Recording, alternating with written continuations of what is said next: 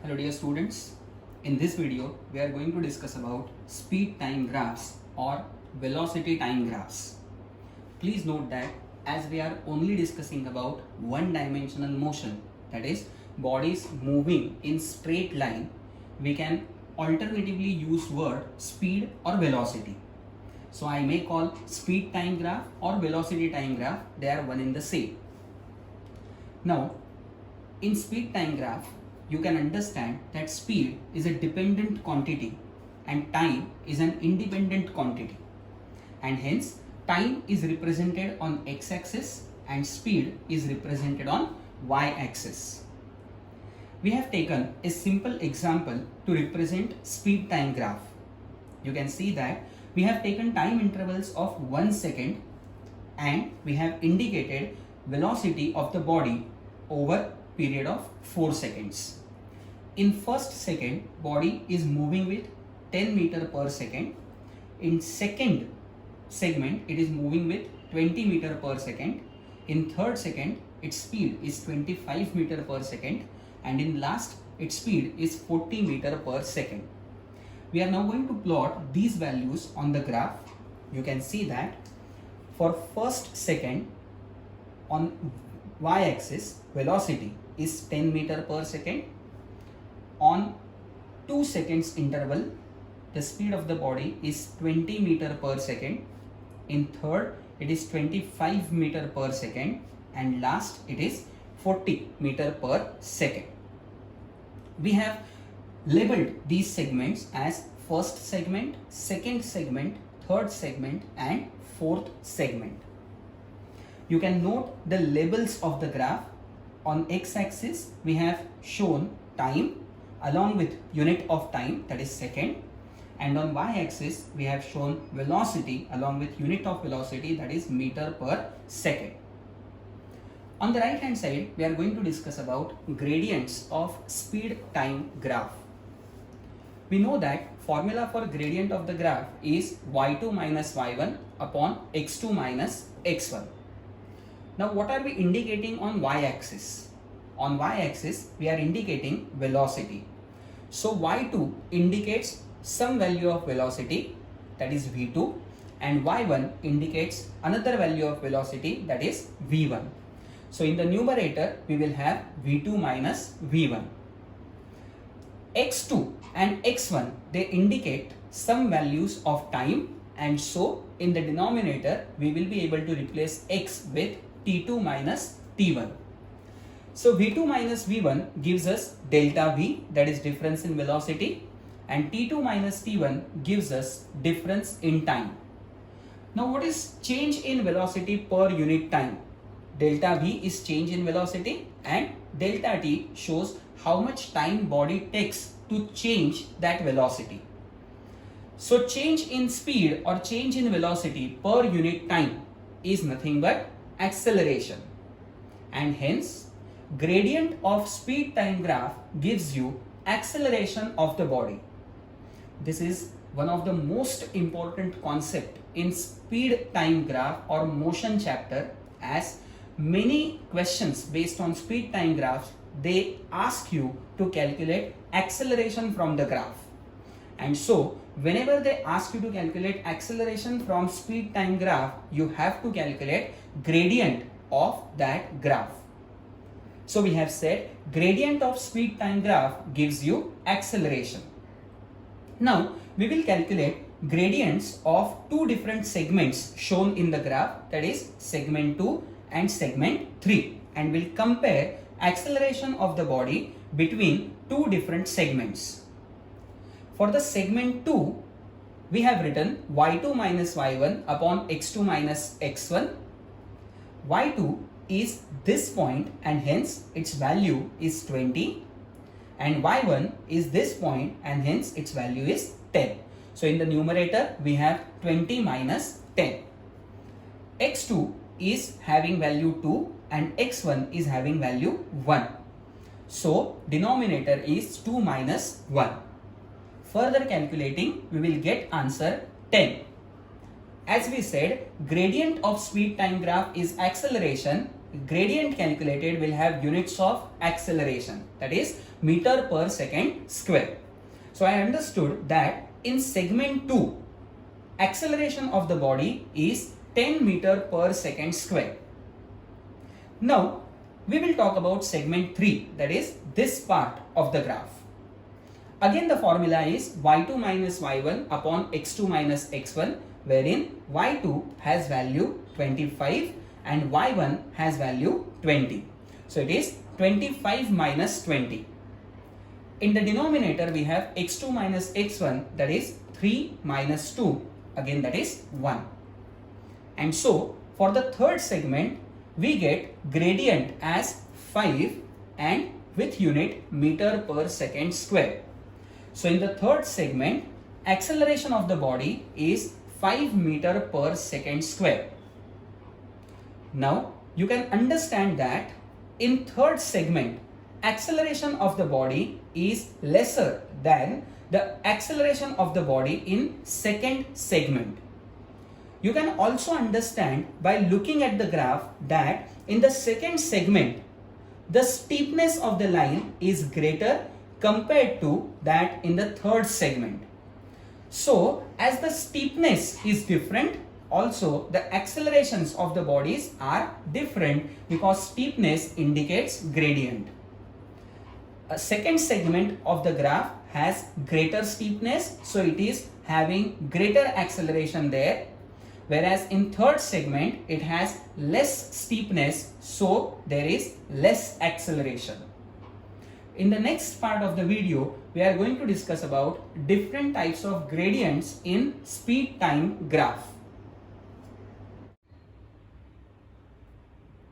Now, in the second part of the video, we are going to discuss about different types of gradients of speed time graph and what all information we can gather from these different gradients.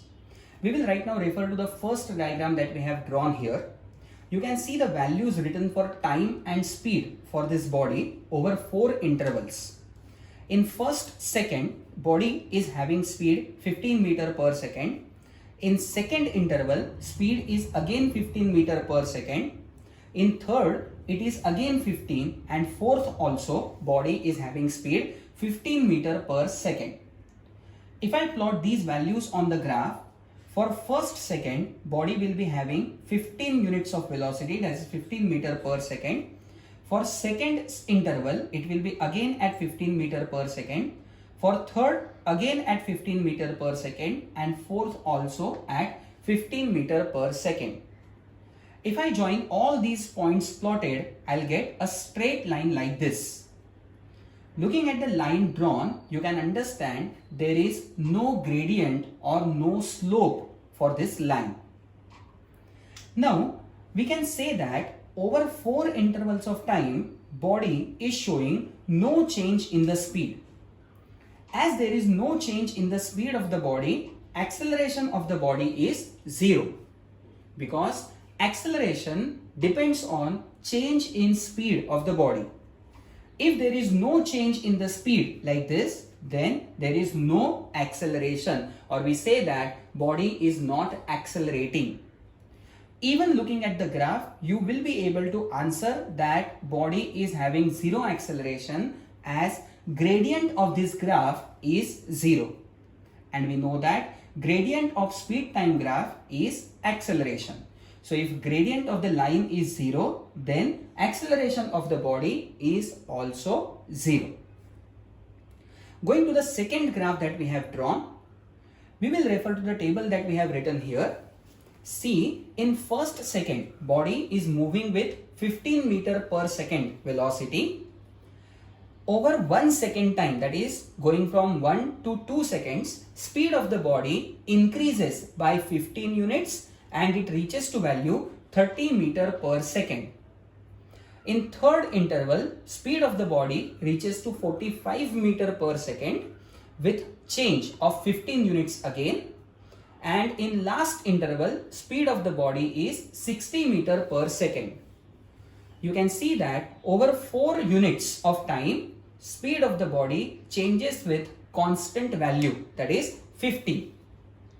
If I plot these points on the graph, we can see a line like this which is drawn in red color, wherein speed of the body is constantly increasing. So we have written here speed changes uniformly over every second with value 15 meter per second. How can we calculate acceleration then? Acceleration is v2 minus v1 upon t. So if I consider this interval, then it will be 45 minus 30, that is v2 minus v1. 45 minus 30 upon time 1, and so the answer will be 15 meter per second square. For last interval, it will be 60 minus 45 upon 1, again it is 15 meter per second square. So we can say that body is having constant acceleration. Also note that the line drawn here, it has constant gradient. And as speed time graph's gradient shows acceleration, even looking at the graph, we can say that the body is having constant acceleration. Now, the second line that we have drawn in blue color, that indicates decreasing speed of the body.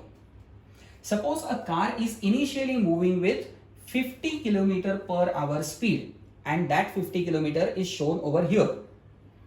If you press brakes of the car, speed of the body will decrease from 50 and it will reach to 0.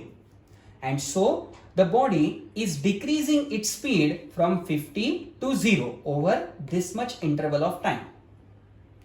Now, if you see this line is also having a constant gradient, but the speed of the body is decreasing, and hence we say that body is decelerating.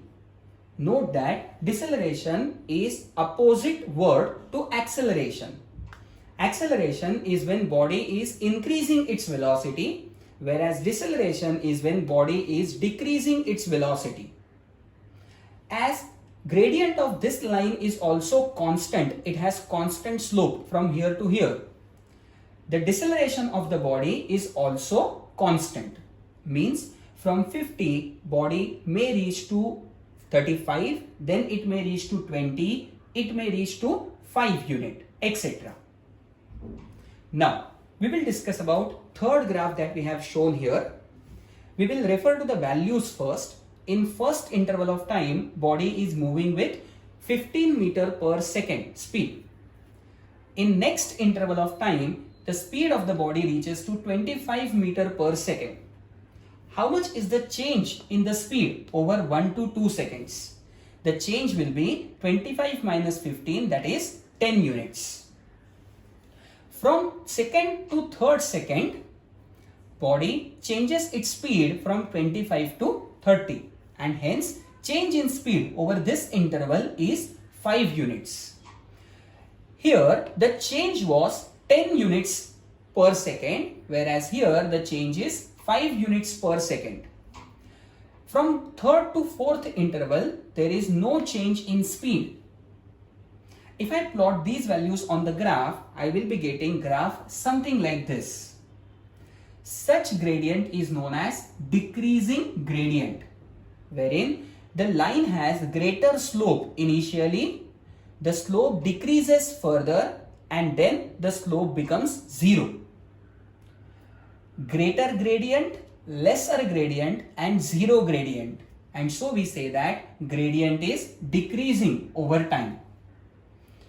You can see that speed is increasing with higher value initially, that is plus 10 units. Then it increases with lower value, that is 25 to 30 plus 5 units. And then it becomes constant. It does not change further. Such gradient is known as decreasing gradient, and hence the body is said to be having decreasing acceleration. We have discussed about this kind of graph related to free fall or terminal velocity of the body. I'll again repeat that for you. When the body is dropped and it starts its journey from height, it is acted upon by acceleration due to gravity, that is 10 meter per second square, and hence initially it has acceleration 10 meter per second square. As it reaches somewhere midpoint of its journey, then air resistance starts acting on the body and net force acting on the body decreases. As net force acting on body decreases, its acceleration also decreases, means gradient decreases. At a certain point, downward force of the body, that is weight, and upward force, that is air resistance, become equal, and hence there is no net force acting on the body. Then we say that body reaches to constant velocity or terminal velocity. So there also, when the body is dropped, it has greater acceleration, then acceleration decreases, and as speed reaches to constant value, acceleration becomes 0. So this kind of graph we can see in free fall of the body or terminal velocity of the body. I hope you are clear with what is speed time graph and different gradients in speed time graph. Thank you.